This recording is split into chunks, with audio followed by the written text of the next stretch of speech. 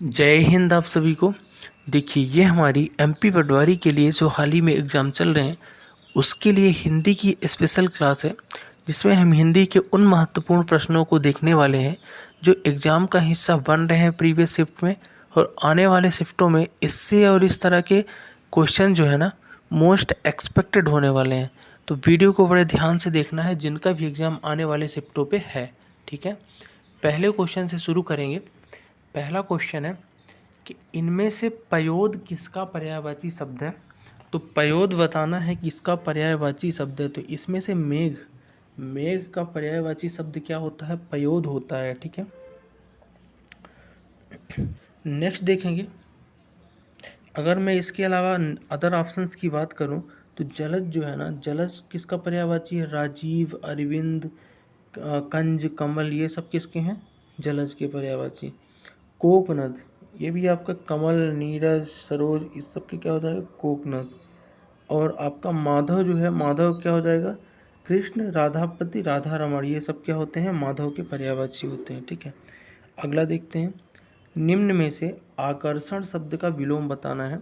तो आकर्षण शब्द का जो विलोम होता है वो होता है आपका विकर्षण। क्या होता है? विकर्षण। तो आकर्षण का विलोम इसमें उपयुक्त विकर्षण हो जाएगा। अगर प्रतिकर्षण होता तो वो भी मे भी हो सकता था, लेकिन इसमें ऑप्शन में है नहीं, तो विकर्षण हो जाएगा आपका राइट। अब बात करूँ अगर आकर्षण की, तो आकर्षण जो है किसी की तरफ खींचना, और विकर्षण जो है किसी से दूर हटना, इसलिए विकर्षण इसका सबसे बेहतर ऑप्शन होगा। नेक्स्ट है जिसकी तुलना ना की जा सके। वाक्यांश के लिए एक शब्द बताइए। जिसकी तुलना ना की जा सके उसे अतुलनीय बोलते हैं। ठीक है, नेक्स्ट देखेंगे। तिलंजलि का शुद्ध रूप बताइए। तो तिलंजलि इस तरह से नहीं, इस तरह से लिखा जाता है, तिलांजलि। तिलांजलि लिखा जाता है सबसे शुद्ध रूप से, है ना। तिलांजलि एक स्त्री लिंग शब्द है जिसका अर्थ क्या होता है? हमेशा के लिए साथ छोड़ना, तिलांजलि का अर्थ होता है। नेक्स्ट है किस वाक्य में निपात का प्रयोग हुआ है। तो निपात क्या है? निपात ऐसे शब्द हैं जो वाक्य में जोर देने के लिए लगाए जाते हैं। जैसे मैं ये बोलता हूँ कि तुम्हें रुकना ही पड़ेगा, ही शब्द जो आ गया ना, ये निपात हो गया, यानी वाक्य में ज़्यादा जोर दे दिया। इसी तरह से इसमें देखोगे तो आप भी आइएगा, इसमें निपात है। क्या है? भी निपात है, आप भी आइएगा। ठीक है, नेक्स्ट देखेंगे कि नी उपसर्ग से बना शब्द कौन सा है। तो नी उपसर्ग से जो बना हुआ शब्द है निपात है। इसमें से उपसर्ग क्या है? वे शब्दांश जो किसी शब्द के शुरू में जुड़ के शब्द का रूप बदल दें, उपसर्ग होते हैं। तो निधन पात नी उपसर्ग है। ठीक है, नेक्स्ट है अच्छाई में प्रत्यय क्या है? ऐसे शब्दांश जो किसी शब्द के अंत में जुड़ के शब्द का रूप बदलते हैं, प्रत्यय कहलाते हैं। तो अच्छा अगर इसका हो जाएगा आपका क्या, मूल शब्द इसमें से आई जो है ना, इसका क्या हो जाएगा? आपका प्रत्यय हो जाएगा। ठीक है, तो आई इसका राइट आंसर होगा। नेक्स्ट है मुनींद्र में कौन सी संधि है। तो मुनींद्र का जो संधि विच्छेद होता है वो होता है क्या? मुनिधन इंद्र।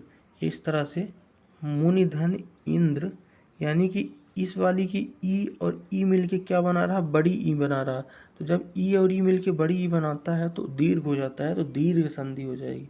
तो दीर्घ स्वर संधि इसका राइट आंसर होगा। नेक्स्ट देखेंगे कबाब में हड्डी होना। कबाब में हड्डी होना मतलब सुख शांति में बाधा होना।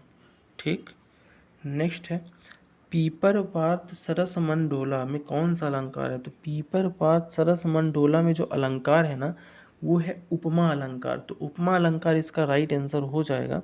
ठीक है, तो उपमा अलंकार इसका राइट आंसर होगा। नेक्स्ट देखेंगे कि अचल का पर्यायवाची कौन सा नहीं है। तो इसमें से अचल का जो पर्यायवाची नहीं, वो संताप। संताप अचल का पर्यायवाची नहीं है। बाकी अविचल, अडिग, अटूट, ये सब अचल के पर्यायवाची हैं।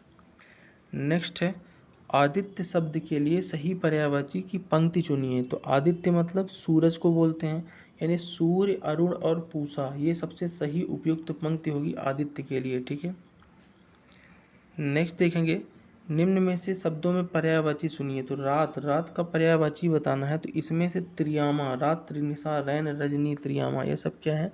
रात के पर्यायवाची हैं। नेक्स्ट है दांत का पर्यायवाची बताना है, तो दांत का रदन होता है पर्यायवाची, तो रदन राइट आंसर हो जाएगा। रदन, दसन, दंत, दीज आदि ये सब क्या है, दांत के पर्यायवाची। अगला है समानार्थी बताना है, तो बिटप है, बिटप का समानार्थी, बिटप जो है पेड़ होता है ना, तो बिटप का पर्यायवाची, तो बिटप का इसमें से वात जो है, अच्छा बिटप, बिटप जो है ये आपका किसका, हवा का भी पर्यायवाची हो जाता है साथ में। तरु, बिटप, पेड़, पादप, यानी कि ये आपका हम्म, तो इसका राइट आंसर आपका हो जाएगा वात, वात हो जाएगा राइट आंसर। हालांकि कहीं कहीं आपको इसके लिए बिटप के लिए पेड़ों को भी मिलता है, ठीक है। नेक्स्ट है दूध शब्द के लिए कौन सा पर्यायवाची है, तो दूध शब्द के लिए पर्यायवाची इसमें से क्षीर, क्षीर जो है ना दूध का ये एक पर्यायवाची है। दूध के अन्य पर्यायवाची की बात करूं तो दुग्ध, दोहक, पीयूष, पेय, गौरस, स्तन्य, छाछ, मलाई, बहुत सारी चीज़ें हैं। नेक्स्ट है निम्नलिखित में से कौन सा कंज शब्द का पर्यायवाची नहीं है, तो कंज शब्द का पर्यायवाची नहीं है तो मदिरा, मदिरा कंज शब्द का पर्यायवाची आपका नहीं है, ठीक है। कंज का अमृत, ब्रह्मा और कमल हो सकते हैं लेकिन मदिरा नहीं है। नेक्स्ट है कि आपको समान अर्थ वाला बताना है, तपन है, तपन का समान अर्थ वाला शब्द बताना है, तो ऊष्मा हो जाता है तपन का सबसे समान अर्थ। अगला है ऐष्णा का समानार्थी बताओ, तो ऐष्णा का समानार्थी क्या होगा, तो ऐष्णा मतलब आपका अभिलाषा हो जाएगा, तो अभिलाषा इसका सही आंसर होगा ऐष्णा का, ठीक है। इच्छा, आकांक्षा, कामना, हसरत, ये सब इसी के हैं। यम किसका पर्यायवाची है, तो यम वही यमदूत वाले, तो यम जो है ना आपका अंतक का पर्यायवाची, मृत्यु, अंतक का पर्यायवाची अंत होना यम, ठीक है। नेक्स्ट देखेंगे कि दिए गए विकल्पों में से अर्पण का विलोम क्या होगा, तो अर्पण का जो विलोम होगा वो बताना था, तो अर्पण मतलब ग्रहण, ग्रहण करना, अर्पण उसका विलोम हो जाएगा। अर्पण मतलब समर्पित किसी को देना, ग्रहण मतलब लेना, तो विलोम पूछा तो विलोम ये हो जाएगा। अगला है एड़ी का विलोम बताना है, तो एड़ी का जो विलोम हो जाएगा वो हो जाएगा चोटी, आपने सुना होगा एड़ी चोटी, एड़ी मतलब सबसे नीचे, चोटी मतलब सबसे ऊपर। अगला देखेंगे कि निंदा का विलोम क्या होगा, तो निंदा का होता है स्तुति, निंदा का विलोम स्तुति। नेक्स्ट है इसमें से विलोम बताना है उद्यमी, उद्यमी का विलोम बताना है, तो उद्यमी का विलोम होता है आलसी, उद्यमी मेहनत करता है लेकिन आलसी मेहनत नहीं करता। शीत का विलोम क्या होगा, तो शीत जो है ठंड को शीत बोलते हैं, तो उष्ण इसका विलोम हो जाएगा, शीत उष्ण, उष्ण विलोम होगा गर्म।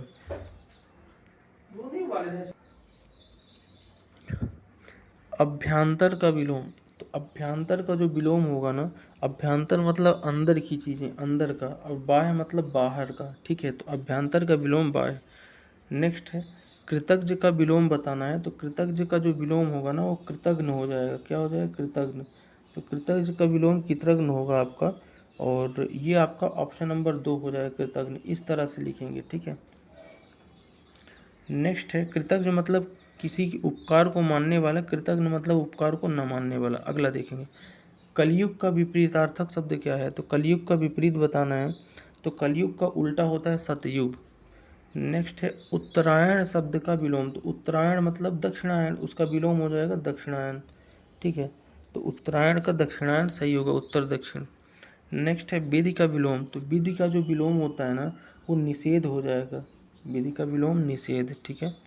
नेक्स्ट देखेंगे वर्णमाला से क्वेश्चन है अब कि सा वर्ण है, तो सा कैसा वर्ण है, तो जो ध्वनि निकलती है उसके आधार पर सा कैसा वर्ण है। सा एक प्रकार का याद रखना है आपको तालव्य वर्ण है, क्या है, तालव्य, यानी आपके तालुओं से निकली हुई ध्वनि, तालु के संघर्ष से निकली हुई, सा वर्ण तालव्य है। और तालव्य के और वर्णों की बात करूँ तो चा, छा, जा, झा, इया, यानी चा वाला वर्ग पूरा तालव्य है, ठीक है, तो आपको याद रखना है। अगला है निम्नलिखित में से अघोष वर्ण के लिए कौन सा युग्म सही है, तो अघोष वर्ण के लिए सही युग्म बताना है, तो इसमें से ठा और छा ये अघोष वर्ण हो जाएगा, इसका सही युग्म हो जाएगा, ठीक है। ठीक, एक सेकंड, तो अघोष और सघोष में अंतर क्या है, तो देखो सघोष वर्ण वो होते हैं जिनमें केवल नाद का उपयोग किया जाता है, ठीक है, तो इसमें होता क्या है कि प्रत्येक वर्ग के तीसरे, चौथे और पांचवें को क्या कहते हैं, सघोष कहते हैं। अघोष कौन से हैं, तो पहला और दूसरा, तो इसमें देखोगे तो चा छा, चा छा जो है, छा आ गया पहला दूसरा वर्ण इसलिए अघोष है, टाठा, ये भी पहला दूसरा में आ गया टा वाले में, तो ये अघोष है, तो ये अघोष हो जाएगा। अगला है एक्जा वर्ण किन वर्गों से बना है, तो एक्जा जो बनता है आपका ना, वो बनता है जा और या से, तो जा और या राइट आंसर हो जाएगा। कौन सा वर्ण महाप्राण का उदाहरण नहीं है, ये बताना है। तो इसमें से आपका जो द है ये महाप्राण का उदाहरण नहीं है, अल्पप्राण का है, ठीक है। पहला, तीसरा और पांचवा क्या होता है, अल्पप्राण, और दूसरा चौथा महाप्राण होते हैं, ठीक है, किसी वर्ण के, ठीक। नेक्स्ट देखेंगे कि दिए हुए विकल्पों में आपको का, जा, ता कौन से वर्ण है, तो का, जा, ता ये सब कौन से वर्ण है, तो ये सब स्पर्शी व्यंजन है। क्या है, स्पर्शी व्यंजन है, ठीक है, इन्हें स्पर्शी व्यंजन कहते हैं, ठीक। का से लेके का वर्ण, खा, फिर का के चा, चा, टा, ठा, इस तरह से स्पर्शी व्यंजन होते हैं, ठीक है। नेक्स्ट देखेंगे कि निम्न में से नासिक के व्यंजन कौन है, यानी नाक से निकली हुई ध्वनि, तो नासिक के व्यंजन इसमें से ना ही है, ना जो है नासिक के व्यंजन है। ऐसे व्यंजन जो आपके नरम तालु से उत्पन्न होकर और मुंह से अवरोध लेते हैं, नसिकाओं से छूटते हैं। नेक्स्ट है रा सा, किन वर्णों की श्रेणी में आएंगे, तो रा और सा षटकोण वाला ये दोनों मूर्धन्य की श्रेणी में आते हैं। किसमें, मूर्धन्य में आते हैं, ठीक। मूर्धन्य में होता क्या है कि मूर्धा से उच्चारित होने वाले वर्ण होते हैं, जैसे टा हो गया, रा हो गया, षटकोण वाला सा हो गया, सब मूर्धन्य है, ठीक है। इसके अलावा मैं अगर बात करूँ ढा, अड़ा, ये सब क्या है, मूर्धन्य है। नेक्स्ट है दंतोष्ठ ध्वनि कौन सी है, तो इसमें से दंतोष्ठ बताना, यानी दांत और ओठ का उपयोग करके, तो वह ध्वनि जो है ना दंत ओष्ठ, इसमें दांत और ओठ दोनों के उपयोग से ये ध्वनि निकलती है, इसलिए दंतोष्ठ हो जाएगी, ठीक है।